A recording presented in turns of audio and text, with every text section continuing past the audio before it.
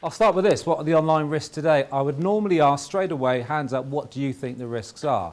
But of course, there are many. Everybody in this room now uses the internet. Everybody.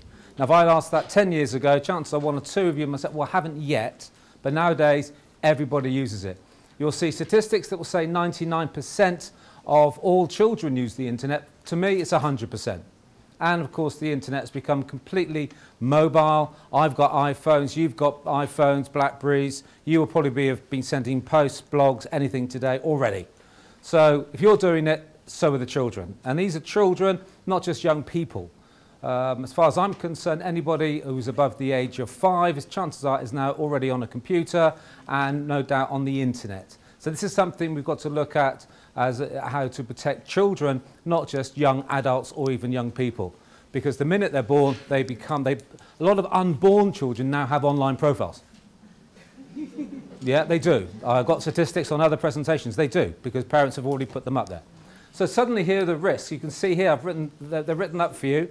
These are risks that if you use the internet enough, you will be subject to those risks. Now, as an adult, you probably aren't, because like me, apart from this professional career, you would use it for shopping, banking, holidays. You would use it as what was called the Web 1.0, that you just used it for information, for knowledge, for research.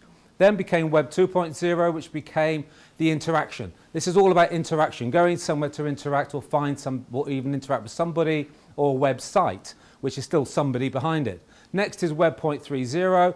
Again, I'm rushing through this. Web 0.30 is the fact that nowadays in Japan and America, I could be giving this presentation as a hologram.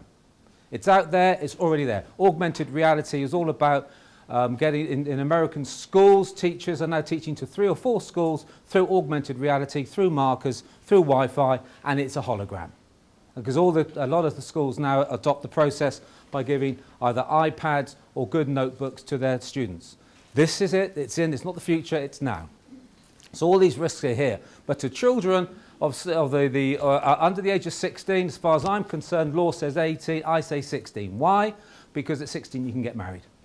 So it tends to be, let's concentrate on the ages below the age of 16. I will argue that over lunch with people. Oh, the law says 18. Yes, you can get married at 16. It's going to be causing an awful lot of problems trying to police it and trying to protect a 16-year-old who's going to argue with you, as my 16-year-old does at home. By the way, yes, law enforcement is my background. I'm also a father of 3 girls. Obviously, I have my wife, that's 4. I don't really get talked to a lot at home. That's why I speak fast when I come to people like you, because I don't get the chance at home. I'm also a school governor, and listening upstairs, I'm also just become on the committee of a synchronised swimming, Reading Royals. I'm the only man on that as well. But my daughter, it's not because I wanted to, my 9-year-old, she's a synchronised swimmer. So, you know, it's a funny organisation that, because it is. It's odd. I think the comment upstairs was about that it's hard for a man. Before we had the question about CRB. It is. When I was asked, I said, well, I work in this business. But I felt a bit concerned about being the only man, and people will look at me by the poolside and it's all girls, ages from 9 to 20. What's that bloke doing? But it's something you obviously have to. I'm in it for synchronised swimming. People know that. So yeah. So sorry. Where were we? Anyway. So for children, grooming, cyber. It's all there. You know it. You've heard about it. You're professionals, whether you're studying it or whether you're actually out there dealing with it.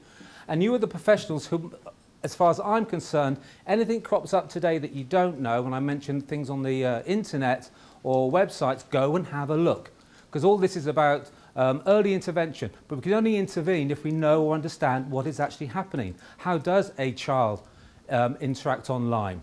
How does an offender? Because I'm going to concentrate far more on sexual grooming rather than the copyright or the cyberbullying, the trolling or the file sharing systems. It's going to be far more about interacting with online sex offenders. I wouldn't ask you to read all that, but there's some facts and figures. Again, the presentation will be made available, but I highlight these. You know, social networking is for 13 and up. But we also know here, you see, 7.5 million are younger than 13. So what are we doing? We're letting them go on there. We're letting a child automatically lie online. That's what they've got to do to get a profile. Here, unsupervised. Well, we know that, and that we start to then consider the vulnerability of the actual child who's going online. How vulnerable is this child? If they're anything like my 15-year-old who's so resilient, she doesn't talk to me, but I know I can trust her, she would just tell these weirdos whatever, you know, and don't talk to them. But if you've got a vulnerable child, what level of protection should we be putting into the online persona? And lastly, as far as I'm concerned, parental involvement is always the first line of defence. It's not the police. It's not educators. It is the parents, because you're there. And as a parents in the room, you are there. What is your child's online persona? What is their life? You know their offline life, because my daughter, synchronised swimmer, also goes to Brownies. I know all that. I'm always taking her. Dad's taxi. I'm always taking her there. But what is the online life? I might not be a part of that as much, but I need to be. So suddenly here, education, rules and empowerment. Rules, boundaries must be set. Must be. We do it in the offline world, the offline life. Bit of a stupid phrase there. I do it in my child's life because I want to, when they learn to ride a bike. Only that far. Only that far. And then you can push the boundary. If she pushes it too far, I take the bike away. I'm not saying take the computer away, but you might have to do something a bit more than just saying, oh yes, off you go, and go onto your Facebook page, or go and have a chat, even Club Penguin or Hotel Habbo for the younger users. They do have sexual predators on those sites as well, and they're not moderated, and it's not policed. Again, there's a lot of facts that will come out. Some will surprise, some will already be known. So that's why we need to do something. Because here, as you can see what I say about risk, if we can, you know, describe it and explain risk, we're in a better position to protect and control it. If a child is going to be at risk the whole time they go online, then you have to take some physical action to make sure that child is protected. What that is, there's plenty of time to discuss over lunch and other things. It's not just about software. Please don't think I'm talking about go out and put software in the machine. That's possibly the last thing you should do. I think there must be this parental involvement. And so the aims, understanding how children and young people are really using technology. Now, I'm sure, again, we've got children, you know, parents in here have got children who will have the latest iPhone 4, will have BlackBerries, will have the iPad, or will have a notebook, will have the internet access wherever they go. So, very quick test. How's the internet used? I use Google Insight. Google we all use in this room. Google Insight will now show you what is the most popular search term in the UK every year. If it's every year, it's every month. If it's every month, it's every week. If it's every week, it's every day. Most popular search term every day. This is the UK. My other hobby, apart from speaking far too quickly to a great audience, is rugby. So I did this when the Rugby World Cup was on to see how popular the search term for Rugby World Cup was. And as you can see, you get a graph. And then when you do you can see 2007, the last World Cup, compared to the World Cup in 2011. Compare that to, say, the X Factor. Suddenly you get the figures that come up. Now don't worry too much, but you can see here, X Factor nearly 3 times as popular as the Rugby World Cup, during the Rugby World Cup. What a sad world we live in, eh? Compare that to Justin Bieber. Now Justin Bieber is the most searched for pop star in the world, according to Justin Bieber. But apparently it's true. But in the UK, what do we always ask about every single day? And we hear about it at the end of each news, the weather, yeah. Well, poor old Justin Bieber can't even touch the weather in the UK. So whilst he's popular, he is nowhere near it. Now, what do you think, though, will be the most popular and actually put all these 3 into quite... What do you reckon? Sex. Unfortunately, the word is porn. So the internet, or search engine Google, to be completely precise, but therefore for me it's the internet. There you go. You can add all the rest up, but it's still porn's beating it hands down. And that is every day, every week, every month, every year, in the UK. Okay, so how's the internet used? Oh, I'm sorry, but there we are. Now, we're not talking about child pornography here, or indecent images of children, but we're talking about pornography as a whole. But either way, it just shows what the internet is really being used for. And if it's being used that way, what is a child doing when they first go on the internet? What about the risk takers? Not just about the vulnerable children, but the risk takers who hear about a site or hear about something, whether it's chat roulette or stick cam, which some of you would have heard of. Oh, I might try that. Straight away, they're going to be subjected to either inappropriate images or actually sexual grooming. And we're not even touching today cyberbullying, as I said. So suddenly you can see the dangers.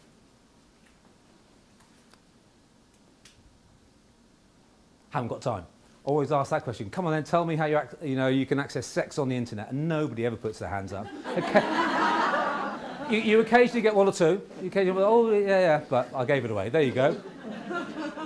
These are some areas. The majority, perhaps, whether it's the websites, the blogs, news groups, IRC, Internet Relay Chat. These are all areas of the internet that are all free to use. Now, again, again, I tend to say to people, children, young people will know about all these. These new webcam sites at the bottom, the chat roulette that you've heard a lot about, and Stickcam.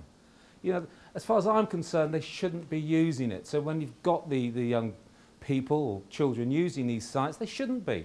There is no need. Whether or not it says 18 only, it doesn't matter. They've lied to get a social networking site profile. It's called an electronic verification of age. You just make it up to make sure you can enter the site. The majority don't even require that. You just go onto it, especially with a lot of the chat rooms. So suddenly then we get to this, the online trends you really should be familiar with. And I mean this, that if they're up here and you think, oh, I've never heard of that, might not have time now, but I will discuss it. But you should go home and have a good look at these. Excuse me. The social networking sites you'll know. Webcam chat, chat facilities. Then you come a bit further, VoIP, that's Skype. Now, can I just say that every single area of these has been used by online sex offenders. Now, I had this discussion about Skype. Oh, it's great, I use that to speak to my friends in Australia. Yeah, I know. Go on it and look for a sex site. Loads on there. People who use Skype here may have had these invites to be a friend to somebody you've not heard of. That will be, unfortunately, an invitation for some sort of sex site. That's what Skype's all about. That's about Web 2.0, interaction with these people. Unfortunately, it's the nastier side of the internet that you're witnessing for the interaction. So all these. Now these areas, again, that's massively multi-online role-playing gaming, Morg. Okay, so who's in gaming? Mainly young boys, but a lot of girls as well. So they're all in here. Now we're not, I'm not. Well, I have to, I'm on Facebook. Part of my way to police it, or sorry, I shouldn't use that. That's probably why my girls don't talk to me. To keep them safe online, I joined Facebook when my daughter became 13, and her first friend was me.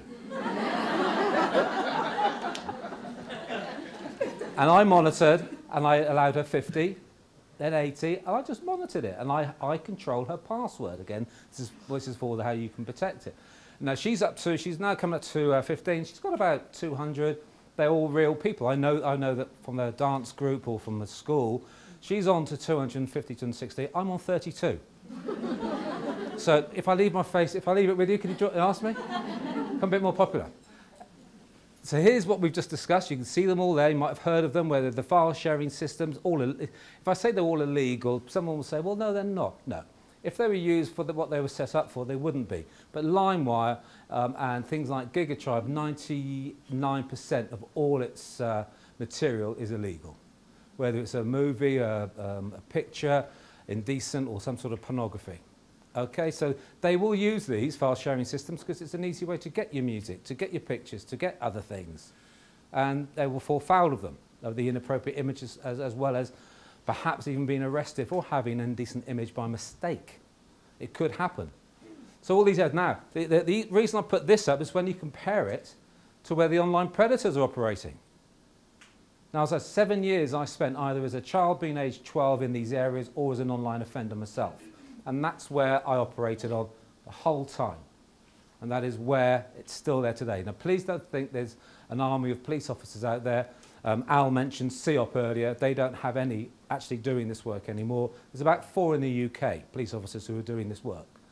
It's again down to funding and whichever way we look at it. We had that with Al earlier. It's not there. So for me, it is about intervention. It is about speaking to children. It is about understanding their online trends and understanding their online persona. So social media is large, emerging conversation that is powered by all those areas.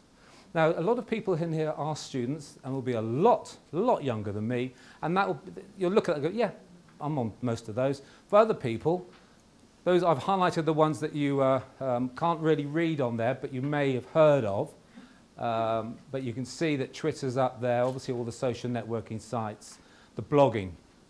Yeah, blogging's big. It's people want to know. I'm on Twitter. I don't really tweet, 'cause I don't really see what's the point of saying I'm in my car. I'm on my way home.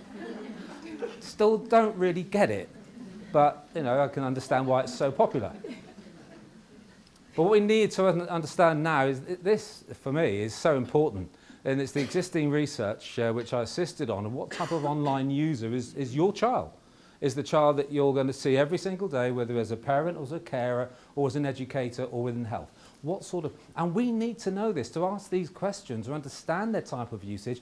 We've got to know about the internet as an adult, and if we don't, we have to have that, we were talking about the training earlier, whether it's foster carers, whether it is in schools. Now I do a lot of schools now, it's really getting busy. A lot of schools have come in, talk to our teachers to protect their online reputation as well as to understand what the children are doing. But you will have the vulnerable children, the vulnerable child, and you can see here, high affection needs. You'll recognise some of these from the children that you've dealt with or things that you've read.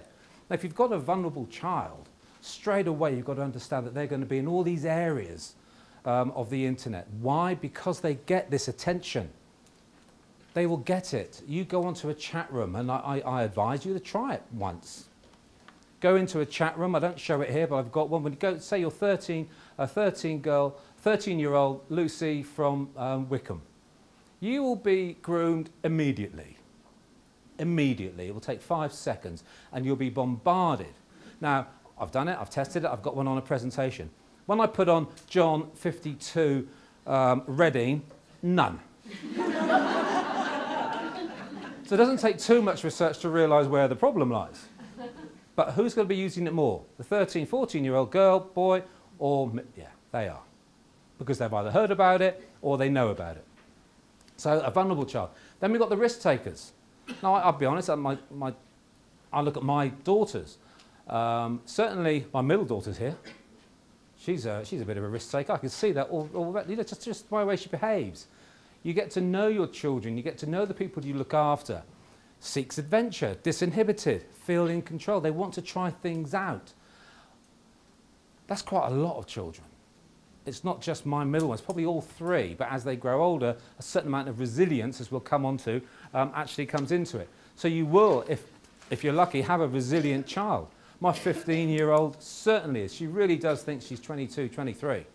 You know, I've got my wife, she's challenging my wife for, you know, who's in charge in the house, because it's not me and it's not the dog. She is challenging, but she's challenging in a nice way. Because she is, you know, she's intelligent, but I know she's resilient enough that I can say, yeah, you know, the internet's fine. I will monitor and will make sure it's only an hour a day, or she deserves it because her homework's done. I still put those into play, but I'm quite happy for her to go onto Facebook or use Twitter in such a way that I know she'll be okay. So what I'm able to do is actually identify where a child, my children or my child will actually sit on what is known and coming known as the spectrum of vulnerability. Because somewhere along this spectrum will be a child, or the child that you're looking after or you know about. And of course, depending on where the child sits on the spectrum will depend on what you should be doing as an adult, what knowledge you should have as a carer, as an educator, or as a parent, to know what sort of online, because they will have an online life. They will. They've got to have it. Secondary school, home, they've got to be online to do their homework. We put our children online. We're going to. So where do they sit on there? If they're right up here in being resilient, well, you know, you've done a good job probably, or you brought the child. You know, it doesn't just depend on that. But you can really sit back and say, okay, I'd like you. You tell me, you show me what you're on. Show me what you're doing. Well, oh, that's nice. Facebook, yeah. Oh, who's he? Who's she? You can do it in such a way that you can actually make it fun, rather than real policing. And then we have to look at the offender. Bear in mind, I did say when I showed you the comparisons, they're in the same areas, same places. We have to now look, how confident are these offenders? These online sex offenders, how confident are they where they can go and who they can say they actually are? There's an online sex offender.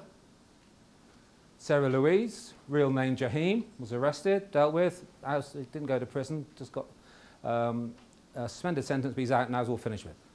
But here's somebody who had, as you can see here, 2 social networking site profiles, 2 as a young girl. So is he a confident user? Probably not. He's hiding behind this. Again, Why does he have a young girl? Well, perhaps it might entice other young girls to be friends or young boys, etc. But behind every young girl, there'll be the sex offender Jaheen. And when I interacted with Sarah Louise within half an hour of saying hi, hi, hi, and all that talk was about sex and that I had sex as a 13-year-old girl, oh, well, I have, and he's with my uncle, bang. So they don't actually spend too long now in the grooming process of actually saying, oh, after weeks and weeks and weeks, do you want to meet my uncle? It happens immediately. Able to identify straight away with emails, and there was Jaheen, this is an IP number. So there's ways you can, but he's not very confident. He's probably a very intelligent man, but they do tend to forget there is quite a simple method. It's not foolproof, but it's a simple method for law enforcement to be able to identify online profiles. Another online sex offender used the researcher defence, or known as the Townsend defence, and that is true. That's what it's getting to be known now. Townsend from The Who, he said he was a researcher. But again, are they getting confident? Bob from London. These are all sex offenders came through these like case studies. Is he confident? Well, his name is correct. His name was Bob. The location was correct in Essex. No facial picture, but that is his belly button. So suddenly he's putting a bit more details. Now you'll recognise some of the social networking sites. So these are all his friends. So he's actually saying who he is. I'm an adult, but all my friends are between 14 and 16-year-old girls. Yeah? Hasn't committed an offence. Might be inappropriate to us because we work within the business, but he certainly isn't going to be kicked off if there were moderators on this site, which they say there are, there really aren't. Then we've got this one, Marky Mark, who was a prison officer from Wandsworth Prison. Is he confident? Takes a picture of himself in his prison uniform. Okay, again, these people, they're quite happy now. There's a confidence here that I'm not going to be caught. I can talk to anybody. They believe in anonymity of the internet, but so they're very happy to show themselves. So yeah, he's very confident, or quite confident. Now we go to Cole. As I say, Cole here, well, correct age, correct date of birth, correct location, he was a registered sex offender when he created the profile. He was honest about his fantasies and desires. What he says is, I'm hot and horny, so he did lie, slim, fit older guy who prefers younger girls. Now, this is one of hundreds, if not thousands, of online profiles. So what sort of danger are our young people, our children, and it's the same for any social networking site. It'll be the same for Hotel Habbo, Club Penguin. When people say, oh, my daughter, she's 9. She's on. Yeah, unfortunately, I went on there as well. They're on all of them. Facebook, yeah, here's someone called Raygold. Now, people, again, who might be aware, Raygold is synonymous with indecent images of children. So Facebook have allowed this individual to set up a profile using that name because they can, because there are people called Raymond Gold in real, they can't say no to it. These two pictures are both of girls that were sexually abused in America. They don't live together. They were superposed on top of that one. Horrific abuse. They're both very safe now. But what it would tell me if I saw those is that person, despite the name, has got indecent images of children. That's because I'm in the business. Well, guess what? It also tells other sex offenders who are on Facebook. Here's a like-minded individual who they can now chat to because they can then justify their actions and motivate themselves to further offend. So that's what the internet does as well for offenders. It motivates and justifies action because everybody else is doing it. And there's young girls on there who lie about their age. They must know what they're doing. So it's forever increasing, unfortunately. You can see here on Raygold, happy to put activities and interests, trading pics, PTHC, pre-teen hardcore. Teaching children. Lolicon is just obviously images that are hentai images from Japan. Then you've got little girls and ages there. Again, Facebook will say, oh yeah, we'll close those down. They won't because nothing is illegal on there until the interaction starts with or he finds a young boy or young girl. What about Twitter? Now, again, I'd normally ask for a hand to go up here, but I won't. Probably a lot of people on Twitter here. Is Twitter bad? Is it a place to offend? Of course it is. This is Twitter. And these sites, these still yet to be taken down by Twitter. They are aware of them. They worry so much about breaching somebody's human rights, about closing their profile. That's Sandra, who has featured in many indecent images of herself since the age of 11. She's now 24 at the moment. but she was pictured all the way through 11, 12, 13, 14. So if I see that, you know full well that this individual has indecent images of children on his computer. So it's not difficult to police if it was policed. One for the in the UK, John Jones, schoolie lover. Again, what's interesting here, these are all the pictures on his Twitter. Where did he get these pictures from, do we think? Very quickly. Excellent. Other people's Facebook. So now we can show, when I showed that one, this is what children are doing, and this is where predators are. Yeah, that's where he collects them from. But it also is able to show other people, oh, I'm a young girl perhaps. But it's not just that. He's adding to his collection. So he motivates himself and he justifies his action because of these pictures. You know, girls taking pictures of themselves in their, you know, sex, not really sexting, but a picture from an iPhone. Oh, if they're doing that, they must be interested in having sex. Yeah, parents as well. Something we've got to think about. They will take holiday snaps, some there, put them straight up. When I talk to parents, they say, well, should we not do it? I said, well, if you're doing it in such a way, you can set your privacy settings. You can do something. You don't just leave it open. But when we come back to that with children, though, it's difficult. When I talk to children in schools, they will use social networking sites by its true definition. They want to network socially. They don't want to set privacy settings. There's pressure, again, to get to the 1,000 contacts, whether they know them or not. So that's where this education and awareness type education comes into, not just parents and educators, but also to the children. Say, look, what you're doing, you're like your online reputation. You know, even now we've got future employers who will search Facebook, etc., to see what your life is like online. You've got two different lives. Another one from Twitter, PT, preteen love. So not all tweeters are blogging. The dangers of the internet, where our children are, where they are operating. Now, I say to my daughter, she's got a Twitter account, I will monitor it, I will look at it. I know her password, so I can go in and be her if necessary, and that type of thing.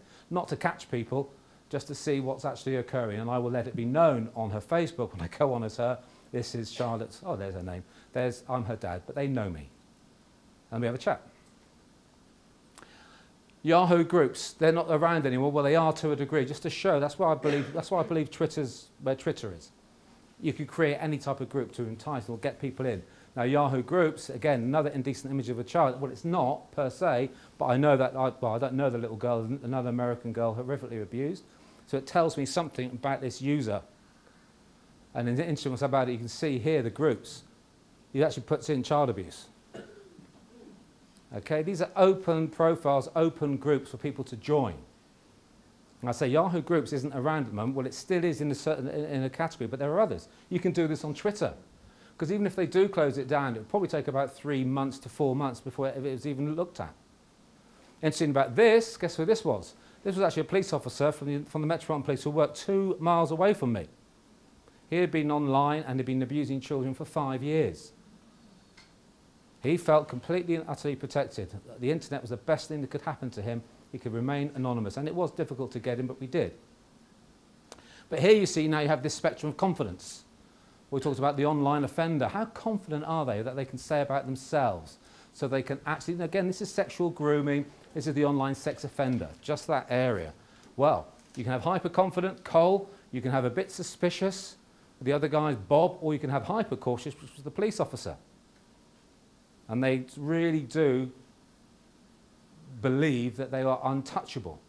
To a degree, some of them, if they use the right proxy settings, they could be. However, there are methods, which I'll come on to right at the end. But when you put the two together, you can imagine now you've got the most vulnerable child and the hyper-confident offender. Who's going to win that battle? So it shows the importance of the early intervention of identifying where a child may sit on that spectrum. That will require knowledge of internet usage. That's again where we were talking earlier about training should come into it so you understand file sharing systems, social networking sites, chat facilities. What is available to a child aged 9? What is available to a child? Well, actually anything, because you just lie about your age. Finally, we come into this, you saw the title, the online sex offender. And it is just the online sex offender. We've talked about motivation and justification. That's what they will be using the internet for. Because not only will they get motivated and justification from other online offenders, but also from the people, the young people, using the social networking site. And as our friend here said, because they're uploading their own pictures of themselves. whatever age, they will do it. Why? Because they're given the technology. I've got an iPhone. You know, we give our children this technology to take pictures. Every computer you buy now has a webcam. So chat roulette and stick cam, you know, you can prevent them using it to a degree, or you can take it off, take the software off the computer. These are some, that's a bit extreme, but you can do something.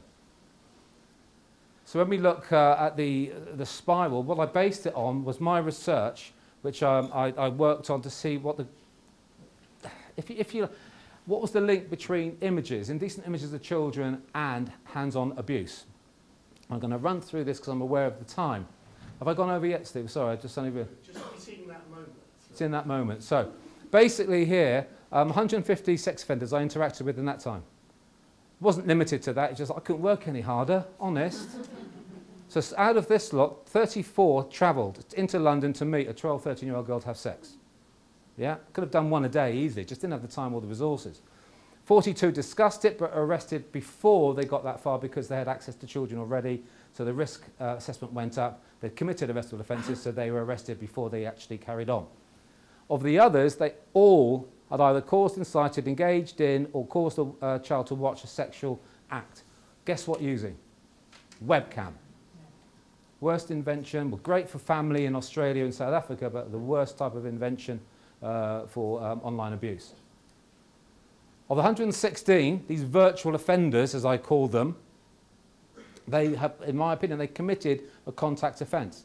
Sitting in a bedroom with a child opposite you, stripping off and then masturbating or telling the child to do it, what difference is it if I'm doing it with a great big camera here and she's got a camera there?